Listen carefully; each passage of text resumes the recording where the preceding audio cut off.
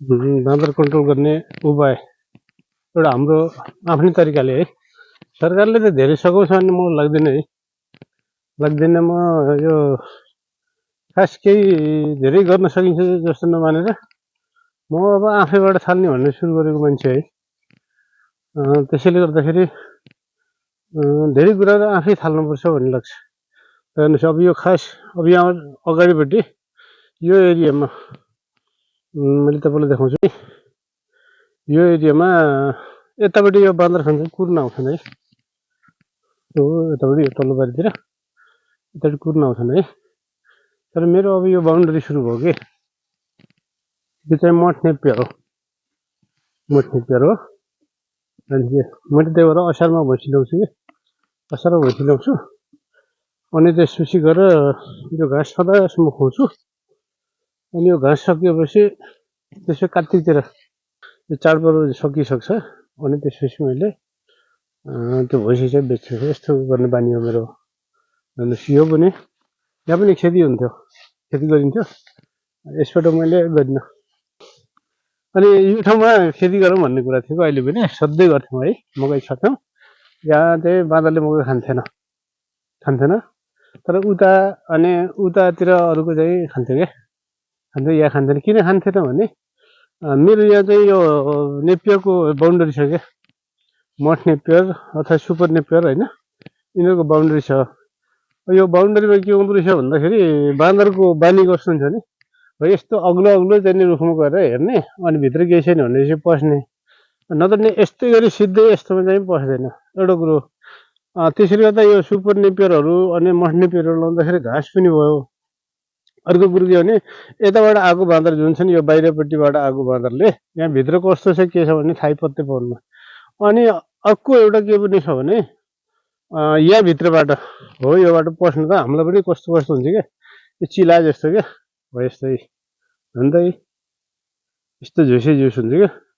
अनि यस्तो भएपछि सायद यो बाँदरलाई पनि चिलाउँछ है, हामीलाई पनि हल्का चिलाउँछ होला, एलर्जी जस्तो हुन्छ होला कि। अनि त्यसले गर्दाखेरि आउँदैन। अनि यस्तो बााउन्डरी हामीले खेतको साइडमा पछाडिपट्टि बनायो। अनि यस्तो हल्का रुखहरू त राख्नुहुन्न है, यस्तो हल्का रुखहरू राख्नुहुन्न। त्यो भइसकेपछि भित्र उसले देख्न नपाओस् क्या। त्यो भयो भने बाँदर लगभग आउँदैन। हल्का रुख छ भने पनि यो बााउन्डरी भएपछि अलि डराउँछ है, अलि आउँदैन। यो म पनि त पस्यो भने यो पातलोबाट पस्छु नि त। त्यस्तै बाँदर पनि यस्तो चाहिँ केही सजिलो उपाय देख्यो भने त अलि पस्छ, पनि पस्दैन है। तर अरू घाँसमा चाहिँ त्यस्तो हुँदैन, अरू घाँसमा चाहिँ अलि पस्छ।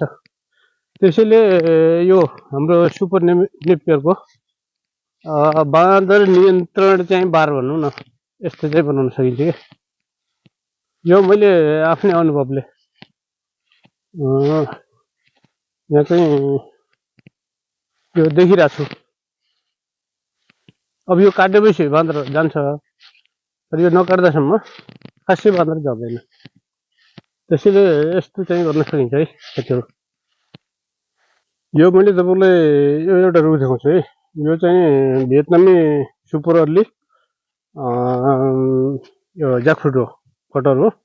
यो चाहिँ 1 वर्षमा 8 महिना जति हामीले तरकारी बेच्न सक्छौँ। अनि गएर यो चाहिँ मोटामोटी मङ्सिरबाट यसको तरकारी बेच्न पाइन्छ। अनि गएर जेठसम्म भनौँ न यहाँको लोकल कटहरको तरकारी ननिस्कनेसम्म हामीले यसलाई बेच्न सक्छौँ। यो बिरुवा मेरो मैले यो बाँदर लाग्ने ठाउँमा लगाएको है। बाँदर लाग्ने ठाउँमा यस्तो लगाउनुपर्छ भनेर उदाहरण देखाउनुको लागि लगाएको। तर यो सालका रुखहरू यिनीहरू चाहिँ बढे काट्न भ्याइन। त्यसले गर्दा यो त्यति चाहिँ बढेको छैन है। यो एउटा चाहिँ विकल्प हुनसक्छ। अर्को मैले यहाँ लगाएको छु मेकाडेनिया नट है। यो मेकाडेनिया नट हो। यो मेकाडेनिया नट पनि लोखर्केले अलि खान्छ भन्ने सुनेको छु है। बाँदरले टिपेर अलिअलि फाल्न त छुट्टै कुरो हो, नत्र नि यसको चाहिँ यसलाई फोरेरै यसको भित्रपट्टि खाने यसको त्यो बाँदरको उपाय हुन्न। झन्डै यसको खाने चिज तपाईँको कस्तो हुन्छ भने अब सुपारी भनौँ नि, सुपारीको बाहिरपट्टि बोक्रो हुन्छ होइन। अनि त्यसै सुपारी जतिको कडा हुन्छ नि त्यस्तै कडा त्यो बोक्रो फालेपछि त्यस्तै कडा हुन्छ। अनि त्यो सुपारीभन्दा भित्रपट्टि गुच्छा जस्तो हुन्छ। त्यो सुपारी फोरेपछि बल्ल अनि त्यो गुच्छा जस्तो झिक्न सकिन्छ कि। अनि त्यसैले गर्दा त्यो बाँदरले चाहिँ फोड्न सक्दैन है। त्यसैले गर्दाखेरि यो मेकाडेनिया नट पनि राम्रो यो कटुस प्रजातिको हो। यो खास गरी यो गर्मी ठाउँमा भन्दा पनि अलिकति जाडो ठाउँमा हाइटमा चाहिँ ठिक हुन्छ। यो यसको आफै पनि काँडो हुन्छ कि, यो पातको काँडा हुन्छ नि त, काँडा हुन्छ, त्यसले गर्दाखेरि यसमा सक्दैन कि अलि। हेर्नु न यस्तो काँडा हुन्छ है। अब यो बिजुबाट बनाउनु सकिन्छ। बिजुबाट बनाउँदाखेरि लगभग 7 वर्षको हाराहारी लाग्छ जहाँसम्म है। यसको ग्राफ्टेड बिरुवाहरू पनि पाइन्छ। ग्राफ्टेड बिरुवाहरू लगभग 3 वर्षबाट उत्पादन लिन सकिन्छ होला है। बिजुलाई अहिले चाहिँ तपाईँको कम्तीमा सस्तो पाइयो भने 100, तर 150 को हाराहारीमा हामीले ल्याउन सकिएला कि तानसेनसम्म बिजुलाई होइन, 150 को हाराहारीमा ल्याउन सकिएला विभिन्न ठाउँबाट बुझ्दाखेरि। तर ग्राफ्टेड चाहिँ अलि महँगो पर्छ। त्यसैले त्यस्तो अब हाम्रो फालिएको यस्तो बारीहरू छ नि, बारी खरबारीहरू छ नि होइन, अब यस्तोमा हामीले थोरै मेहनत गरेर अलिकति हल्का खाल्टो बनाउने, अलिकति मुलो राख्ने, अनि त्यसपछि त्यस्तो लगाइदिने क्या। त्यस्तो चाहिँ मेकाडेमिया नट लगाउने, जहाँ कटर हुँदैन होइन त्यस्तो ठाउँहरूमा। अनि कटर हुने ठाउँमा कटर लगाउनु पनि सकिन्छ है। कटर फेरि अब धेरै हाइटमा चाहिँ हुँदैन होला है। तर मेकाडेमिया नट चाहिँ मेरो विचारमा 1200सम्म चाहिँ हुन्छ, मजाले हुन्छ भन्ने लाग्छ। तर धेरै गर्मी ठाउँमा फल्न त फल्छ है। अब मैले यसलाई कति भन्दाखेरि 450 मिटर जतिको हाइटमा चाहिँ देखेको छु फलेको। तर जहाँ हावापानी राम्रो उभिँदो हुन्छ नि त्यो ठाउँमा फलेको राम्रो हो। यो सबै मेरो यो सुपर नेपियर, मठ नेपियर यिनीहरू है भन्ने बारीभरि छ। अनि यहाँभित्र बाँदर पस्न सक्दैन क्या। हो यसरी नियन्त्रण गर्न सकिन्छ क्या। बारी जस्तो छेउमा हाम्रो बारीभन्दा बाहिरपट्टिको भागमा जस्तो खरबारीमा यस्तो नेपियरहरू लगाइदिने क्या, लगाइदिएर बााउन्ड्री बनाउने क्या। यस्तो हेर्नु त, यस्तो बााउन्ड्री हेर्नु न कसरी पो छिर्ने, दुःख छ त तिनीहरूलाई छिर्न। यहाँ खेती गर्नुहुन्छ नि त, यहाँ त छेउमा गरिदिएपछि हेर्नु के। म यो नयाँ बारी देखाएको छु अहिलेसम्म, तपाईँहरूले देख्नु भएको थिएन होला, मैले भिडियो यो बारीको बनाएको थिइनँ।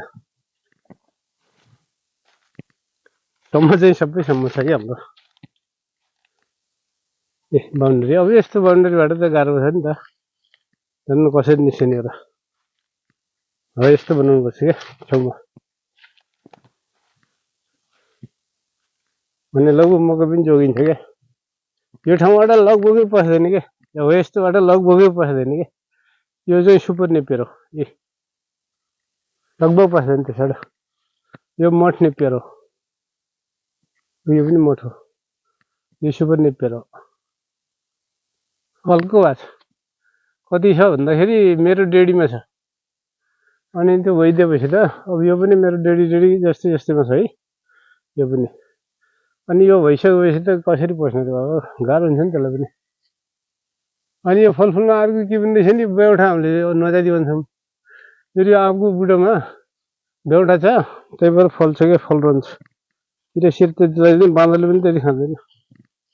हेर्नु यो छेउमा छ, तर पनि छ है, मैले अहिले देखाइनँ। यतिको त पत्याउनुहुन्छ नि त। ल कुरा त्यही हो साथीहरू। हो यसरी रन्काएर लगाइदिएपछि सबै ठाउँमा लाउनु पर्दैन, छेउमा लगभग चाहिँ कम्तीमा 1 मिटरको चौडा चाहिँ घना चाहिँ गराइदियो भने अनि साथी हो। सीताफल के भन्नुहुन्छ, बनमेवा भन्नुहुन्छ, सीताफल भन्नुहुन्छ, लसुन फल, रामफल। मैले त्यो कटर चाहिँ धेरै पहिला लगाएको थिएँ है, त्यो 6 वर्ष अगाडि लगाएको त मर्यो। अहिले मैले देखाएको 3 वर्ष अगाडि लगाएको है, राम्रो ठाउँ पर्नेहरू हो।